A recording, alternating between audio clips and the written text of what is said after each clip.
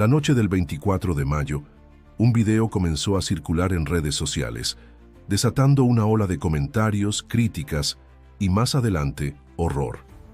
En la grabación, el grupo fugitivo interpretaba un tema controversial. El dueño del palenque, una pieza que, aunque musicalmente atrapante, arrastra con ella un oscuro legado. Lo que nadie sabía en ese momento era que ese corrido sería literalmente su última nota. Suscríbete al canal para conocer la verdad detrás de esta tragedia y no perderte los detalles más escalofriantes de este caso que conmocionó a todo México. Grupo Fugitivo no era una banda cualquiera. Originarios del norte del país, se ganaban la vida amenizando eventos locales, fiestas familiares y bares de Reynosa. Sus 5 integrantes: Francisco Vázquez, el carismático vocalista; Víctor Garza, requintista ágil y creativo; Antonio Durán, con su poderosa tuba; José Francisco Morales, en segunda requinta; y Liván Solís, el manager que era considerado el 6º miembro. Eran conocidos por su energía en el escenario y cercanía con su público.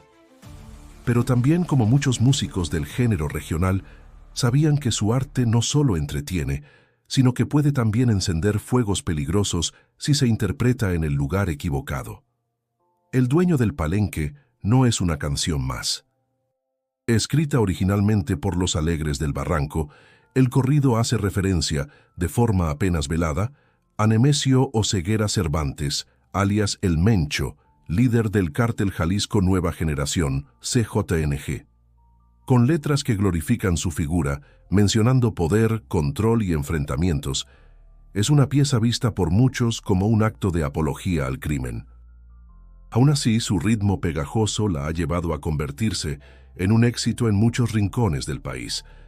El problema, sin embargo, no está solo en cantarla, sino en dónde se canta. Reynosa, Tamaulipas, es una ciudad fronteriza cuya historia reciente está marcada por la violencia y el control territorial de distintas facciones del crimen organizado, principalmente el Cártel del Golfo y su escisión, los Metros. Interpretar un corrido que hace alusión a su enemigo declarado, el Mencho, en ese territorio, es visto como una provocación directa, o peor aún, como una traición. En la publicación que el propio grupo fugitivo compartió en su página oficial, se les ve en el escenario bajo luces cálidas, sonriendo mientras Francisco entona los versos del polémico corrido. El público parece animado, algunos grabando con sus celulares, otros coreando partes de la canción. Pero tras la pantalla, la recepción fue muy distinta. En los comentarios, las advertencias eran claras y tajantes. ¿Cómo se ponen a cantar esa canción de Pavel Moreno en Reynosa? No, pues wow, es una ofensa, escribió un usuario. Otro sentenció: todo artista y cantante que canta corridos es como hacerle oración al diablo. Se pagan las consecuencias. Y un tercero fue aún más directo: uno como músico tiene que ser inteligente, saber dónde sí y dónde no tocarla. A pesar de esas advertencias, la banda no dio señales de preocupación.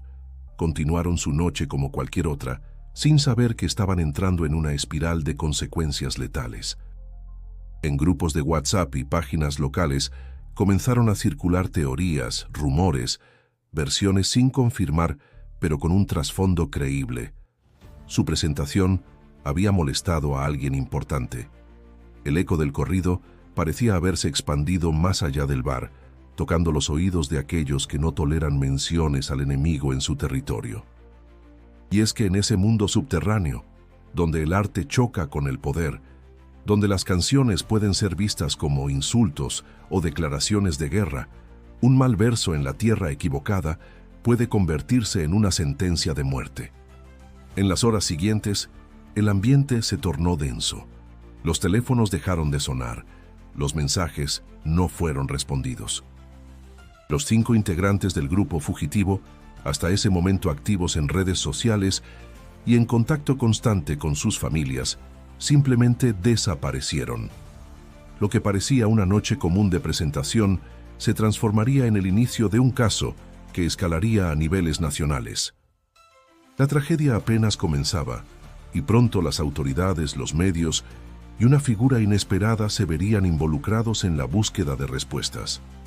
La mañana del 25 de mayo amaneció cargada de incertidumbre. Los teléfonos de los integrantes del grupo fugitivo permanecían en silencio. Ninguno había regresado a casa, y sus familiares, acostumbrados a recibir mensajes de ellos tras cada presentación, empezaron a sentir una inquietud que pronto se convertiría en angustia. La noche anterior, después del show en el bar La Chinita, el grupo recibió una invitación inesperada. Un hombre que se presentó como organizador de eventos privados les ofreció una suma considerable para tocar en una fiesta exclusiva en la colonia Riberas de Rancho Grande. Alegó que era una celebración íntima para un empresario local, gente de confianza, según sus palabras. Liván Solís, siempre atento a nuevas oportunidades, aceptó sin pensarlo mucho. Les dio la ubicación, un punto específico en las afueras de Reynosa. Subieron a su camioneta tipo SUV y partieron hacia el lugar acordado cerca de la medianoche. Era un camino poco iluminado, flanqueado por terrenos vacíos y construcciones abandonadas. La colonia tenía fama de ser una zona caliente, pero eso no los detuvo. Iban juntos, como siempre, confiando en que se trataba solo de otro evento más. Pero al llegar todo cambió. El sitio señalado era un terreno baldío. No había luces, ni música, ni rastro alguno de una fiesta. Solo un espacio desolado, con hierba alta y silencio opresivo. Fue ahí donde se esfumaron. A partir de ese momento, no hubo más registros, llamadas ni publicaciones. Horas después, al no tener noticias, las familias comenzaron a llamar a sus celulares sin éxito. Uno a uno, los números caían directo al buzón. Intentaron comunicarse entre ellas, buscando alguna pista, alguna razón lógica. Al amanecer, las madres de Francisco y Antonio acudieron a la fiscalía para reportar la desaparición. Sabían que algo andaba mal. Ellos jamás desaparecían sin avisar. Mientras tanto, las redes sociales estallaban con especulaciones. El video de la presentación anterior aún estaba fresco y la gente empezaba a conectar los puntos. «Eso les pasa por cantar lo que no deben en el lugar equivocado», decía un comentario. Otro agregaba: «Tocar ese corrido en Reynosa fue como firmar su sentencia. Todos lo sabíamos menos ellos». La policía estatal inició la búsqueda con escasos recursos. En una primera revisión, encontraron la camioneta del grupo abandonada a pocos kilómetros del lugar donde supuestamente habían sido citados. Estaba cerrada, sin señales de violencia. Dentro, instrumentos musicales, un par de teléfonos sin batería y las chamarras que siempre usaban en sus presentaciones. No había sangre. No había huellas claras, solo vacío. Una desaparición limpia, rápida y precisa. La noticia corrió como pólvora. Medios locales comenzaron a cubrir el caso. En programas de radio se pedían oraciones. La prensa nacional retomó la historia y en menos de 24 horas, todo México hablaba de los jóvenes desaparecidos tras cantar un corrido prohibido en tierra enemiga. El dolor de las familias se intensificaba con cada hora que pasaba sin respuestas. Las madres daban entrevistas con los ojos hinchados de llanto, rogando por información. «Solo queremos saber dónde están, que nos los regresen, vivos o muertos, pero que los encontremos», decía entre sollozos la madre de Víctor Garza. Los amigos del grupo organizaron búsquedas por su cuenta, entrando a zonas peligrosas, pegando volantes, compartiendo fotos. La comunidad musical también reaccionó. Varios artistas del género regional expresaron su preocupación, reconociendo que cantar corridos en zonas de alto riesgo siempre ha sido un terreno delicado. Algunos, incluso, anunciaron que dejarían de interpretar temas relacionados con el narcotráfico en sus shows, al menos temporalmente. El ambiente en Reynosa se volvió tenso, los rumores crecían. Algunos afirmaban que habían sido levantados por un grupo armado como represalia. Otros sostenían que habían sido engañados por rivales del CJNG para desatar una respuesta violenta. Nada era claro, pero una cosa sí: la desaparición no había sido casual. el caso dejó de ser solo una tragedia musical. Ahora se trataba de una cuestión de crimen organizado, de fronteras invisibles marcadas por corridos y control territorial. Las autoridades se vieron obligadas a elevar el nivel de la investigación. Lo que había empezado como una simple desaparición, pronto se transformaría en un caso emblemático que pondría a prueba a las instituciones y traería al escenario a una figura inesperada que nadie imaginaba ver involucrada. Con el paso de los días, la presión mediática y social creció de manera exponencial. Las autoridades de Tamaulipas se veían rebasadas por la magnitud del caso y la atención nacional que despertó. Fue entonces cuando el gobierno federal decidió intervenir. Y al frente de esa intervención se colocó a una figura que, hasta ese momento, parecía distante del escenario: Omar García Harfuch. Conocido por su historial enfrentando al crimen organizado y haber sobrevivido a un atentado orquestado por el CJNG en plena Ciudad de México, Harfuch cargaba una reputación de eficacia, firmeza y, sobre todo, valentía. Su nombre generaba respeto tanto dentro como fuera de los cuerpos de seguridad. Cuando se confirmó que él encabezaría el equipo especial designado para esclarecer la desaparición del grupo fugitivo, muchos sintieron por primera vez una chispa de esperanza. Su llegada a Reynosa no fue silenciosa. Con ella se activaron operativos simultáneos, cateos en puntos identificados como bases de operaciones de células criminales locales y una reorganización total del plan de búsqueda. En apenas 48 horas, Harfuch había reunido información clave, ubicaciones sospechosas, testimonios cruzados y movimientos inusuales registrados la noche del 25 de mayo. El 29 de mayo, 5 días después de la desaparición, la Fiscalía General de Justicia de Tamaulipas, en coordinación con el equipo de Harfuch, anunció un hallazgo. En un predio abandonado de la colonia Aquiles Cerdán, a las afueras de la ciudad, localizaron 5 cuerpos calcinados. Los restos estaban en un estado avanzado de deterioro, pero junto a ellos se encontraron objetos personales: una cadena con el nombre Pancho grabado, una tuba retorcida por el fuego y los restos carbonizados de una libreta de anotaciones que pertenecía al manager. La noticia golpeó como un mazo. Aunque aún no se podía confirmar la identidad de los cuerpos, todos los indicios apuntaban a que se trataba de los integrantes de grupo fugitivo. Harfuch, en una breve declaración a los medios, fue cauto. Estamos frente a un hallazgo importante. No descartamos ninguna línea. Trabajamos con rigor y respeto por las víctimas y sus familias. Esa misma tarde, 9 personas fueron detenidas en operativos distintos. Se trataba de presuntos integrantes de los Metros, una facción del Cártel del Golfo que controlaba partes de Reynosa. Entre los arrestados se encontraba un hombre identificado como el Rulo, señalado por testigos protegidos como el intermediario que contactó al grupo para la supuesta fiesta privada. Bajo interrogatorio, el Rulo habría confesado que la orden de ejecutar al grupo vino directamente del M40, líder regional de la célula, quien consideró la interpretación del corrido como una afrenta directa a su organización. Los cuerpos fueron trasladados al servicio médico forense, donde comenzaron las pruebas de ADN. Las familias, convocadas por las autoridades, entregaron muestras biológicas con la esperanza, o el terror, de confirmar lo inevitable. Durante ese proceso, Harfuch mantuvo comunicación constante con los familiares. En privado, les expresó su compromiso con el caso. En público exigió respeto al debido proceso y pidió no especular hasta tener los resultados oficiales. La noticia del hallazgo generó conmoción nacional. Las redes sociales se inundaron con mensajes de apoyo, dolor e indignación.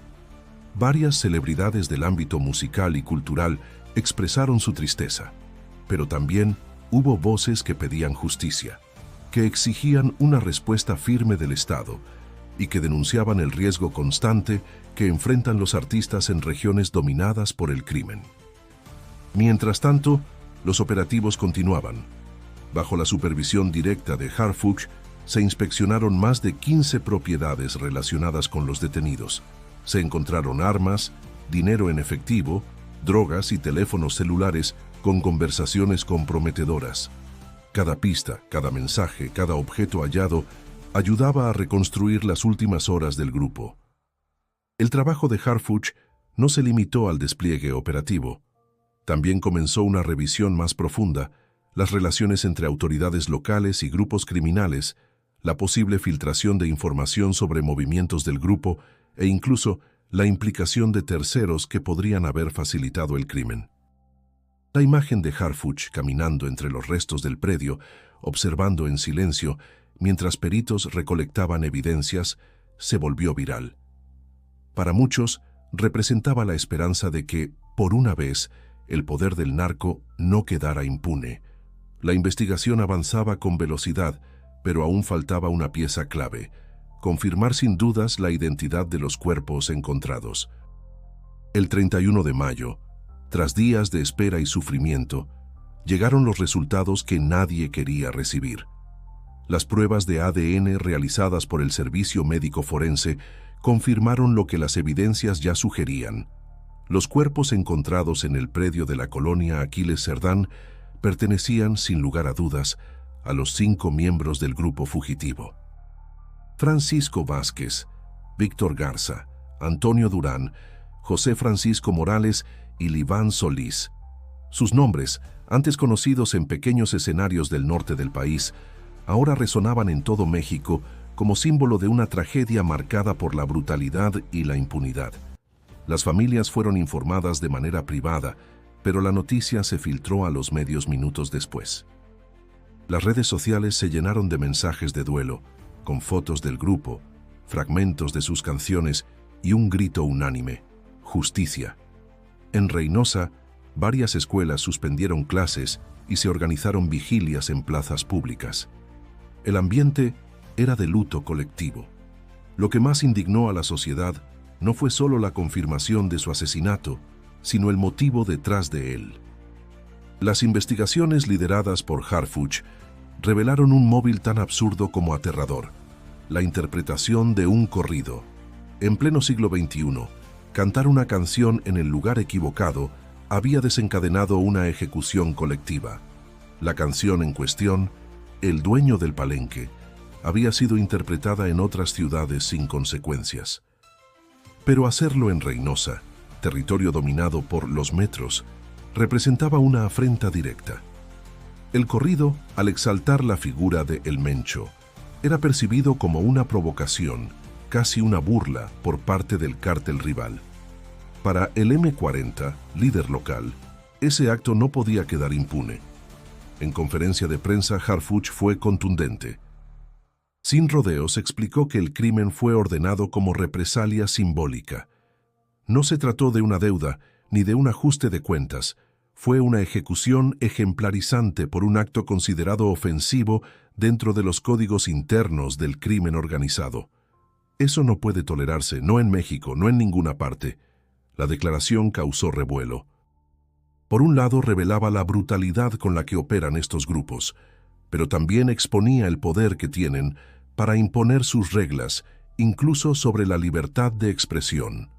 Las voces de artistas, periodistas y activistas comenzaron a alzarse, advirtiendo que este crimen no era solo un ataque a 5 jóvenes músicos, sino un mensaje escalofriante para toda la sociedad. La indignación no se hizo esperar. En Reynosa, manifestantes bloquearon el puente internacional Far-Reynosa, con pancartas que exigían justicia. No más silencio, cantar no es delito, ¿y quién sigue?, se leía en los carteles. La protesta fue pacífica, pero poderosa.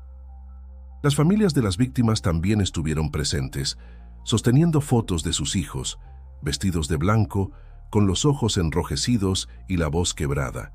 Ese mismo día, la Oficina de Derechos Humanos publicó un comunicado exigiendo protección urgente para músicos y artistas en zonas de riesgo. El impacto fue inmediato. Varios organizadores de eventos cancelaron presentaciones de grupos de corridos. Algunos músicos anunciaron que dejarían de interpretar temas con referencias al narco. El miedo, como una sombra invisible, comenzaba a silenciar guitarras, pero Harfuch no se detuvo. Aseguró que el caso no terminaría con la identificación de los cuerpos. Se comprometió públicamente a llevar ante la justicia a todos los involucrados, desde los autores materiales hasta quienes dieron la orden. No se trata de venganza, sino de dignidad. No permitiremos que se normalice este nivel de violencia. Vamos a llegar hasta el fondo, declaró. La prensa internacional también puso sus ojos en México. Diarios de Estados Unidos, España y América Latina cubrieron el caso, señalando el riesgo creciente que enfrentan los músicos regionales en zonas dominadas por el narco. Algunos compararon la situación con regímenes donde el arte es censurado por fuerzas de poder. La historia del grupo fugitivo se convirtió en símbolo de una batalla más amplia, la lucha por el derecho a cantar sin morir por ello. En medio de este clima convulso, los cuerpos de los músicos fueron entregados a sus familias. Cada uno fue despedido en ceremonias modestas, rodeadas de vecinos, amigos y seguidores. En lugar de aplausos, hubo silencio. En lugar de luces, velas. Pero también hubo determinación. Nadie quería que este crimen quedara en el olvido. El eco de su música seguía resonando, pero ahora con un tono distinto. Ya no era solo fiesta, era memoria, era resistencia. Tras la entrega de los cuerpos, la exigencia de justicia no solo no disminuyó, sino que se intensificó. El país entero seguía con atención cada paso del caso. Bajo la coordinación de Omar García Harfuch, los avances fueron rápidos. El 4 de junio, la Fiscalía anunció que los 9 detenidos por su presunta implicación en el caso serían formalmente acusados por secuestro agravado y homicidio calificado. La audiencia inicial se realizó a puerta cerrada, pero trascendió que los fiscales presentaron pruebas contundentes, conversaciones interceptadas, imágenes de vigilancia, rastreos telefónicos y confesiones parciales. La defensa intentó desviar la atención, argumentando que los músicos actuaron de forma provocadora. Sin embargo, el juez fue enfático. Ninguna canción justifica la muerte. Harfuch, firme ante los medios, declaró que la investigación seguiría abierta hasta capturar al autor intelectual, identificado como el M40. Se intensificaron los operativos en la región y se emitieron órdenes de aprehensión contra otros miembros de Los Metros. El mensaje era claro. Este caso no terminaría en el silencio habitual. Mientras la justicia comenzaba a abrirse camino, la memoria de los jóvenes asesinados empezó a tomar fuerza propia. En varias ciudades del norte, colegas músicos organizaron homenajes. Tocaron sus canciones, pero también guardaron minutos de silencio. En Monterrey, Hermosillo, Saltillo y hasta Tijuana, miles de personas acudieron con velas, flores y guitarras colgadas del hombro, rindiendo tributo a quienes pagaron con su vida por hacer arte. En Reynosa, donde todo ocurrió, se construyó un pequeño altar en el predio donde fueron encontrados. Gente de todas las edades acudía a dejar ofrendas, discos, partituras, mensajes escritos a mano. Nadie olvidaba, nadie perdonaba. En medio de esa tristeza colectiva, surgió una consigna que se volvió viral. Cantar no es delito. El impacto del caso se extendió también al ámbito institucional. La Secretaría de Cultura, en colaboración con organismos de derechos humanos, propuso la creación de protocolos de seguridad para artistas que se presentan en zonas con alta presencia del crimen organizado. Se planea, entre otras medidas, establecer mapas de riesgo, capacitaciones preventivas y canales de emergencia. La muerte del grupo fugitivo no sería en vano. Varias disqueras del género regional modificaron sus políticas. Algunas, incluso, suspendieron temporalmente la producción de narcocorridos. El debate sobre la ética, los límites y las consecuencias de ese tipo de música tomó una nueva dimensión. Lo que antes era parte de la narrativa cultural del norte, ahora se cuestionaba con crudeza. Y sin embargo, para muchos, la respuesta no está en callar, sino en resistir. Francisco, Víctor, Antonio, José y Liván se convirtieron en mártires de una lucha que va más allá del arte. Representan a una generación que no quiere vivir con miedo, que quiere crear, cantar, contar su realidad sin temor a morir por ello. Harfuch, en una entrevista concedida días después, dijo algo que se quedó en la mente de todos. La música es testigo de su tiempo. No podemos permitir que los criminales dicten qué puede sonar y qué no. Este caso nos recuerda por qué estamos aquí, para defender la libertad, incluso la de cantar.